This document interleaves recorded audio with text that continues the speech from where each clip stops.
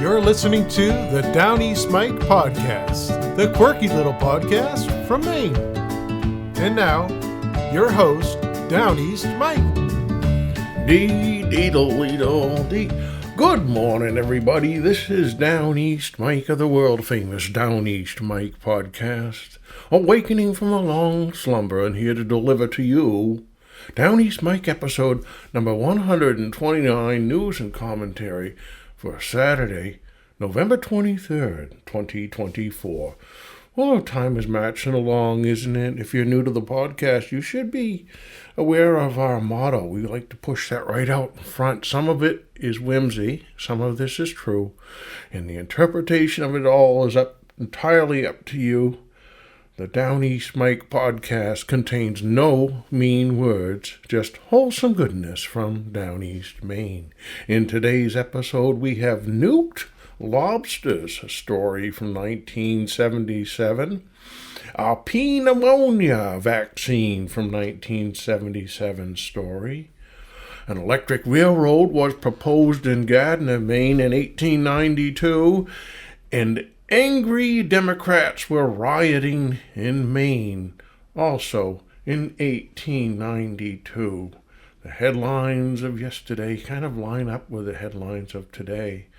This day in 1977, Soviets were accused of arms violations. They repeatedly and flagrantly violated the letter and spirit of strategic arms agreements with the U.S. And this is a statement from Defense Secretary Melvin Laird. He was full of lard, wasn't he?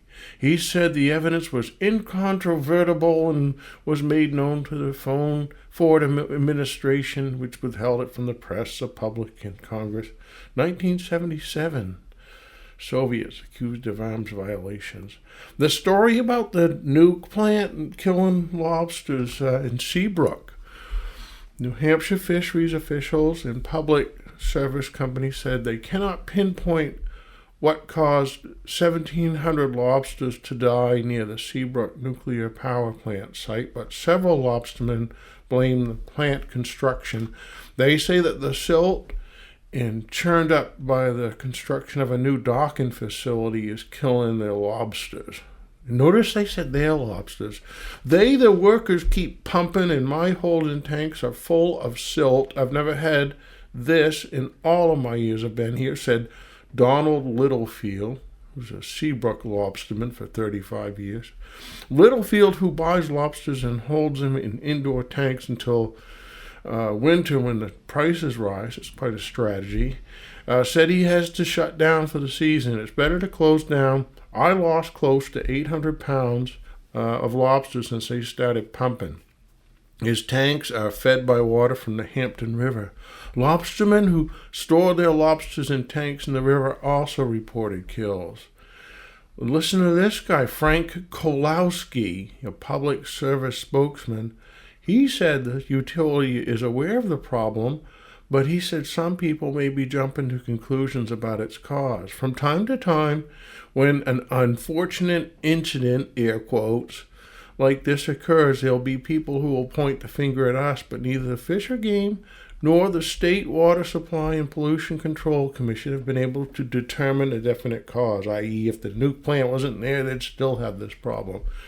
Our biologists are working with the people in the area to determine whether we are responsible. In the past week, I've caught 1,100 pounds that I would have put away to hold me through the winter, said Robert Littlefield. I don't dare to now because I am afraid they'll keep on dying. He has lost almost 400 lobsters.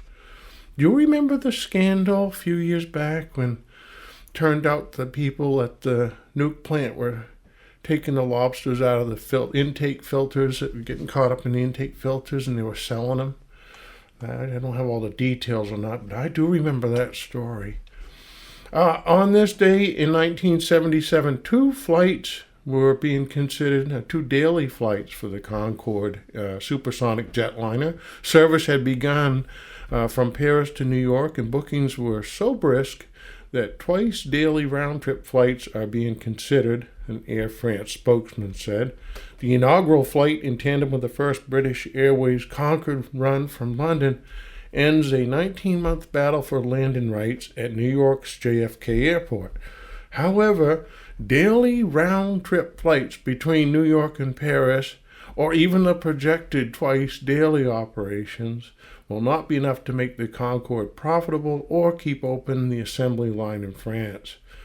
They'd built around 16 airliners at the time. Total research, development, manufacturing costs of the jetliner was $3 billion, or around $200 million per plane. The current price tag for the 4-engine Delta Wing plane is $60 million. Wouldn't that have been something to see that go over your house at a low height? That'd be something. Daily New York to Paris, the round-trip flight will raise the average, or the current 3-hour, 16-minute average only slightly to a little more than 4 hours. And this is in part because daily service between Washington and Paris will be cut to 3 times a week. Even twice daily New York to Paris flights would raise the average to only 5.5 hours. And that's the way to travel. It's too bad they lost that. We had Anwar Sadat was promising no more war in the Middle East on this day in 1977. Probably no need to go into that story because it's a daily story.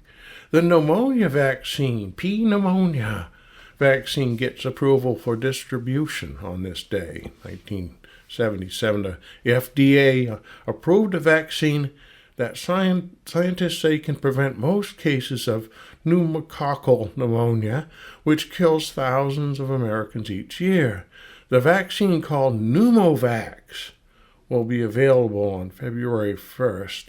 The FDA authorized the manufacturer to recommend the vaccine for all persons 50 or older, anyone with a chronic illness, anyone living in a nursing home or other chronic care facility where pneumonia could be spread, and anyone convalescing from a serious illness. Despite the use of penicillin and other antibiotics, pneumonia is still the nation's 5th leading cause of death, killing at least 25,000 Americans annually. Some scientists say the death toll may be much higher. FDA says the pneumococcal pneumonia bacterial infection that strikes the lungs causes a major portion of these deaths, and the estimates of the total number of cases annually is around 200,000 to 1 million. That's quite a range. The vaccine is not effective against viral pneumonia, which drugs cannot prevent or cure, but scientists say most viral pneumonia cases do not become as severe as pneumococcal pneumonia. There seems like a whole range there of illnesses for pneumonia. There was a story about Maine vehicles exceeding the 55 mile per hour limit. This day is 1977. The users of interstate highways in Maine don't seem very interested in obeying the national speed limit of 55 miles an hour. When was the last time anyone drove, other than me, drove 55 miles an hour? Maine has I got to tell you a story. Sometimes when I'm commuting, I get somebody with high beams right on my bumper, like early in the morning. I play a little game. It's kind of annoying, I think.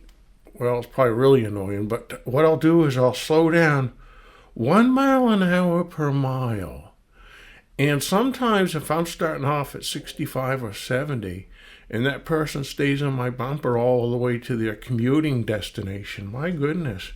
You know, you're talking quite a slowdown. If neither one of us want to give in on that, sometimes, you know, I'm going like 57 miles an hour. 1 mile an hour per mile saves gas and annoys the person who's got their high beams on behind you, and they won't pass with the open lane. Oh, that's an awful story. I shouldn't have told that. Maine has the 4th worst record in the nation for compliance with the 55 mile an hour speed limit. According to the study, which was commissioned by the Department of Transportation, nearly 72% of the vehicles clocked on Maine interstates during the survey period exceeded 55 miles an hour. We just can't even imagine driving that slow anymore. The average speed of the vehicle during the Maine test was 58.8, which is about my maximum. The survey did not indicate how many vehicles clocked during the test were registered within and outside the state of Maine, so you can't blame it on New Yorkers, right? There's no definite geographic slant in the level of compliance, although quite a few of the states where compliance is low are in the far west and the south. Imagine one of those stretches out there in Nebraska or someplace at 75 miles of just prairies, and you got to go 49 miles an hour. What else did we have? Let's roll on to all the way back to this day. In 1892, the Augusta, Hollowell, and Gardiner Electric Railroad Company will petition the coming legislature to change their charter as to enable the company to extend its line in the streets of Gardiner, and also to empower the company to furnish light, power, and heat. What an exciting time, 1892, looking to put the electric railroad in Gardiner. Story out of Russia, 1892, 950,000 prisoners. St. Petersburg advises the state that according to statistics just made public, there are 950,000 persons imprisoned in 875 jails in Russia. 90% are men. Oh, I wouldn't want to be in the 10% of the women. The prisons were built to hold but 570,000 persons. So not only was most of the country in jail in Russia, they were overcrowded. So if that's where they're going to house their people, they should have made them bigger. There was a resolution here. This is from Georgia, actually. The Confederate Veteran Association of Atlanta, at a meeting last evening, unanimously adopted the following resolution: that as the stars and stripes are now the flag of the nation, it shall be carried by the association in all public occasions, as well as the Confederate flag. So they were slightly warming up to the idea that they'd lost the war at that point. There was a story from Booth Bay Harbor. Notice is given by the Lighthouse Board that on and after December 15th, 1892, during thick or foggy weather, a double trumpet will be sounded at the fog signal station recently erected on the highest part of the most easterly of the cuckolds, about 50 feet northeast. And then they give the exact location. This would be by the Cuckolds Tripod off Cape Newhaven on the west side of the entrance to Booth Bay, Maine. And then they talk about the different signals of that trumpet. Lighthouses were so important back then, and there were so many under construction right around that time. Here's a story out of Eastport. Clarence Dow, boy, that's a Downeast name, isn't it? Clarence Dow of Eastport, a truckman, while trying to release his horse that had fallen down, was seriously kicked in the head. Can you unseriously be kicked in the head? And he was rendered unconscious. The doctor thinks he will come out all right in a week or two without affecting his brain. Always a good thing. Frank Murphy, an employee of the Eastport Gas and Electric Light Company, it said, will be appointed the janitor of the new custom house and post office building. That would be a plum gig to have back then, a steady paycheck. And you're inside most of the time. The steamer Lucy Miller is now en route between St. John and New York in place of the steamer Winthrop, which is hauled up for the winter. See, this is the kind of detail you don't get in today's paper. The fire department of this town is going to give a ball in Memorial Hall on November 23rd. Now, fire departments don't do balls anymore, do they? Thanksgiving night, the Frontier Band of Eastport will give their 14th annual masquerade and fancy dress ball. They have engaged a costumer from Boston to furnish suits, and Professor Spain's orchestra will furnish the music for dance, and what a wonderful time that would have been, and it's too bad it wasn't recorded.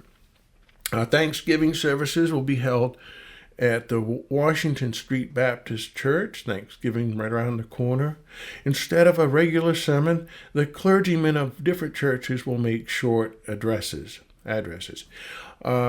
Monday night, the victorious Democrats had a celebration and painted the town red for about 2 hours. Now, this Democratic celebration thing doesn't extend to all the towns. We'll get to that in a second. Scarlet fever had broken out at Frank Bailey's house in Sydney. E.A. Tilson's children are sick with a sort of scarlet fever. So in Monmouth, Saturday evening, about 7 o'clock, a team driven by 2 young men ran into the carriage of Mr. Charles Curtis, who with his wife and child were driving down Main Street, Monmouth, near the town hall. Both carriages were badly damaged, and the occupants of Mr. Curtis's carriage were thrown from their seats to the ditch. No one was seriously injured. Kind of coincidentally, last night in the news was a story about a police chase in Monmouth, ending with a drone, a tracking dog, and some neighbors with their ring cams to track down the person that was involved in that runaway car scene. Here's where a riot was. The large amount of glass broken in the store windows during the Democratic celebration will cost the local democracy quite a sum. The windows of F.H. Beale's store suffered the most, and it's going to cost over $15, 15, to replace the glass broken in them. The rioting Democrats of Monmouth, 1892. The Democrats of Boothbay had an illumination of fireworks and dynamite Thursday night. Now, this is a good time when you could celebrate your win with dynamite. Johnny Spinney had some live roosters secured in his windows, which crowed lustily. And who hasn't occasionally secured a live crow in their window to crow lustily out of the neighborhood? What is called the individual wing of the democracy of Monmouth by the solid Democrats. It was celebrated Friday night after the tar had burned out. They adjourned in Clough Hall and partook of a banquet. Then they fired some more guns and proceeding to break out the 2 squares of plate glass in F.H. Beale's front window. So those stories are kind of adjoined, but they had listed them separately. Probably took 2 reporters to cover that riot, resulting in $15 damage. The world of superstition, as well as that of science, is deeply interested in the new comet which has shot into the celestial pastures of the telescope. Not the lost comet of Biela, but a new freak of celestial origin, a vast gaseous output, sort of like this podcast, of the concussion of atoms blazing in the sky. The comet is many times larger than the Earth, but as it is only a mere bubble, it is said by astronomers that it wouldn't hurt the Earth if it hit it. Nope, doesn't hurt. The comet was just visible on Sunday night to the naked eye, but it's now growing more dim, maybe because its fires are waning, maybe because it's moving its 1,000,000 miles a day away from Earth. It is, however, believed it's moving our way. Whether comets are dead worlds astray and in the last stages of dissolution, or the nuclei of new worlds yet to be shaped in the abysses of space, they are subject to the same laws that swing the earth in its orbit and are not the signs of the wrath of God or menaces of disaster to the universe. How I got through that with all those S's and the sibilants, suffering succotash. Here's a story about a man of Auburn, Maine. We thought this was interesting. So this is 1892, and he's 95 years old, and they're talking about his birthday. A 95th birthday isn't so common that we can afford to let it pass unnoticed. All of us will not have 95 birthdays. Let us then help David Loring, Esquire, better known as Deacon Loring of Auburn, celebrate his woes. The journal was interested while in conversation with Mr. Loring the other day to hear him commence with Washington and name all the presidents in the order of their election. He has a personal recollection of nearly all of them. I was born in Bath, Maine, November 23rd, 1797, said Mr. Loring. I voted for John Quincy Adams in 1824. Isn't that amazing? and have voted at every presidential election since. As is generally known, Mr. Loring is among the first to arrive at the polls in his ward on all election days. They don't have to go after him. He takes pride in casting his ballot and needs no urging. The younger voters in recent years have allowed him to throw the first vote in the ward. Mr. Loring does not inherit the right to live to this unusual age. His ancestors were not noted for their longevity. His father died at the age of 78, his mother at 71. He had 2 brothers and 2 sisters, and they're all gone. One of the brothers was born in 1792, and he died in 1819. Till within a few months, Mr. Loring had always lived on the farm he bought when he came to Auburn more than 70 years ago. Lewiston and Auburn were pretty much all woods when I settled here, says Mr. Loring. Lewiston wasn't quite so much of a wilderness as Auburn, but houses weren't plenty in either place.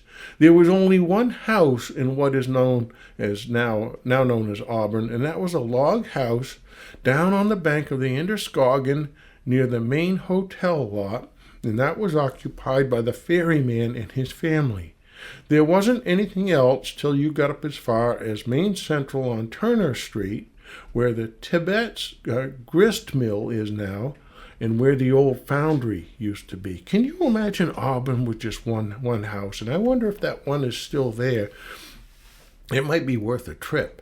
In the years that he went to sea, Mr. Loring said that the ships he sailed in were very fortunate. Only one of them ran ashore, and that was down on Cape Henry, and was off without damage in just a few hours. The highest he ever got to be was mate. He didn't like a seafaring life, especially the rainstorms and gales, and in 1822 he quit the ocean, moved to Auburn, and went to farming, in which occupation he passed 70 years of his life. As will be seen, some of his going to sea must have been in his teens.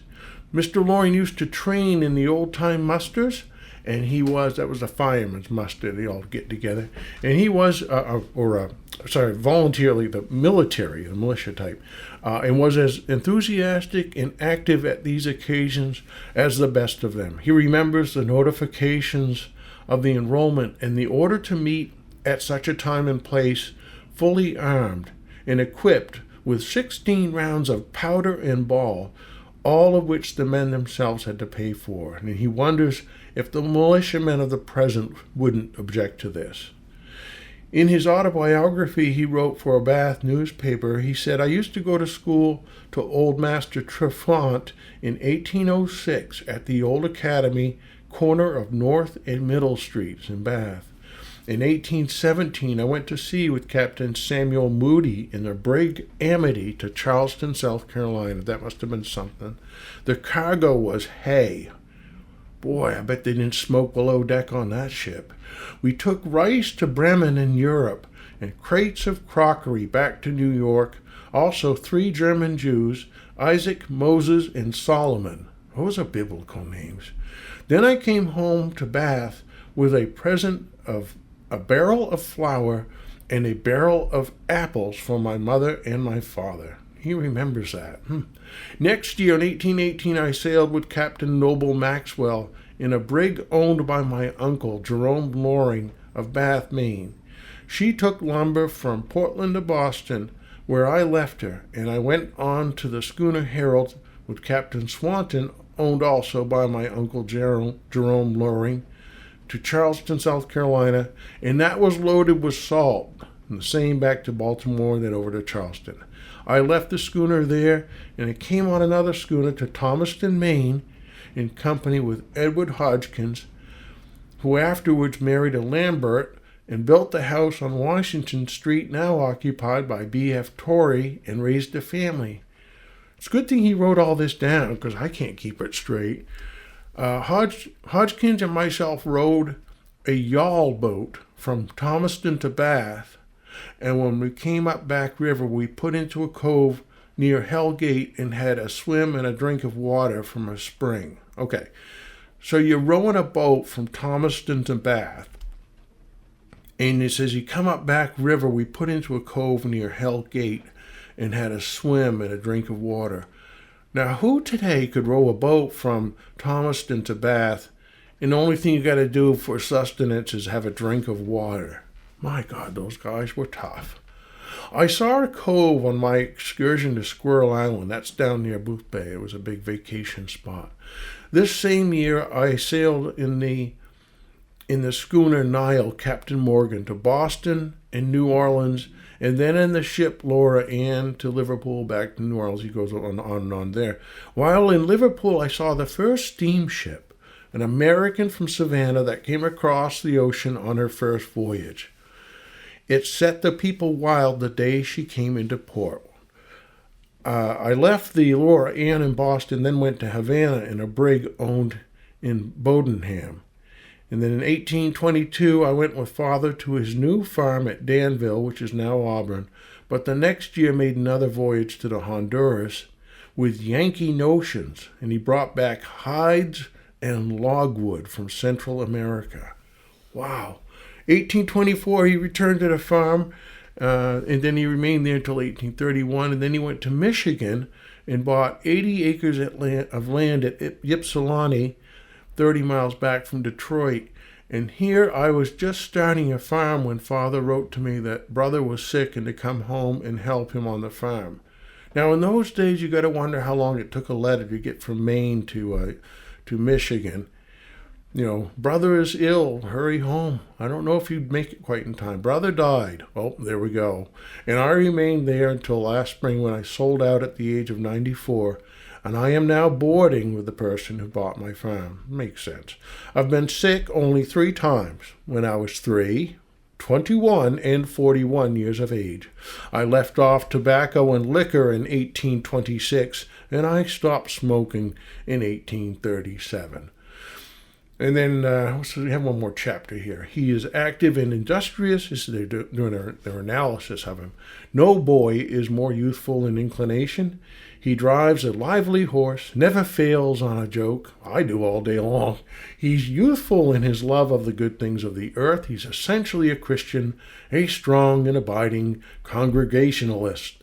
The only trouble that he has is in hearing the minister, and he's wondering if he couldn't have private telephonic communication with the sacred desk, and he asked some of the electricians about it the other day. He reads print by lamplight easily and enjoys the world as few younger men enjoy it, rationally, honestly, purely, and in a Christian way. His life is the epitome of just thoughts. Boy, they really love this guy. He has always loved the church and was a singer in the choir many, many years ago, long ago and far away. Everyone honors him, and his wife was in that, and it kind of goes on from there. The glory of their life is in the noble theme. Only a few years ago, Senator Fry spoke at Deacon and Mrs. Loring's anniversary, and he voiced the sentiments of all when he pictured them as the ideal couple, the true hearts going down the gentle hill together.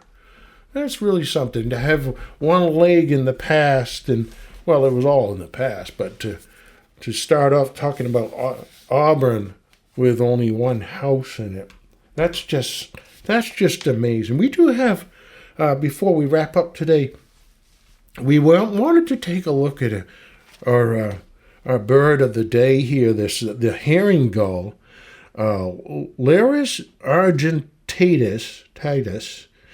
It's one of the larger seagulls that you'll see. The adult is up to 26 inches in wingspan, so they look really big. Adult white with light gray-black wings. Black wingtip has white spots. That's something to look for. The bill is yellow with a red spot on the lower mandible. And the first-year birds are brownish, so you'll see those around a lot. I see them in Portland downtown flitting around. They have a loud, rollicking call, cuck, cuck, cuck, and you hear them early in the morning in Portland as well as they're flying over the city, and then you don't hear them as much throughout the day. And of course, they live in lakes, rivers, estuaries, and beaches, common in all wet habitats. Their nesting habits, there's 2 to 4 heavily spotted olive brown eggs.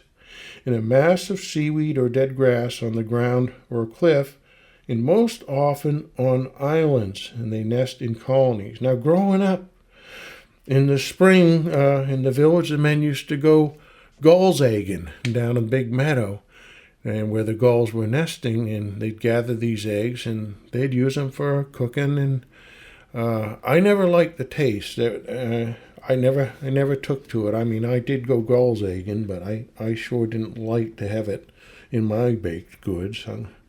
This is the common seagull, the herring gull. Inland and along the coast since the 1960s, it's become quite abundant, probably due to the amount of food available at garbage dumps, and it's extended its range southward along the Atlantic coast, often to the detriment of colonial birds such as terns and laughing gulls. They tend to drive them out. Although it's a scavenger, it also eats large numbers of aquatic and marine animals and feeds on berries. It often drops clams and other shellfish on exposed rocks or parking lots in order to break the shells and get at the soft interior. The herring gull. So we see them everywhere. They're a big bird, and they eat everything. That's our podcast for today, and I thank you for listening. Until next time, this is Downeast Mike, wishing you and your loved ones a day that's full of grace, love, and kindness. We'll see you.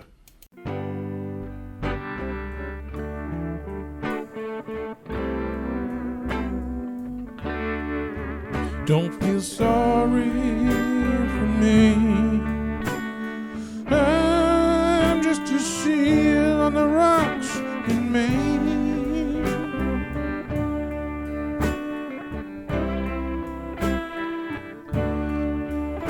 Some say I'm sick because I've got fish on my brain.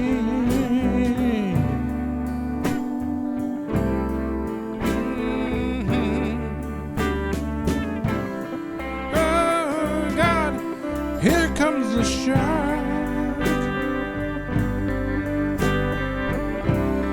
Oh, he's a biter for sure. I've got faith, I can swim. I can swim forevermore.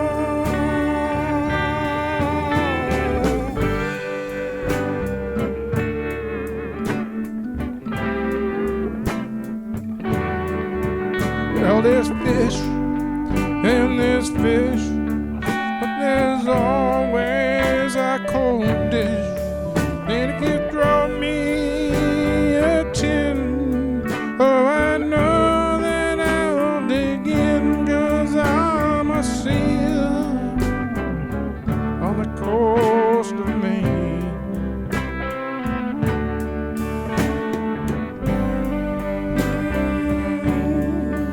I'm a seal.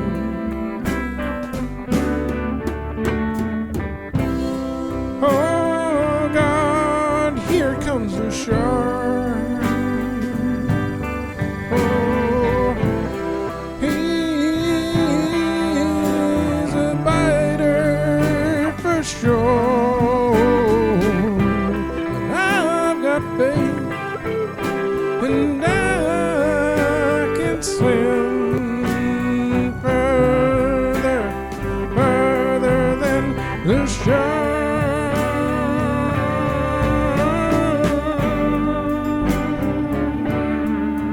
I'm just a seal on the rocks. I'm not your snack. Don't worry, the dolphins have my back.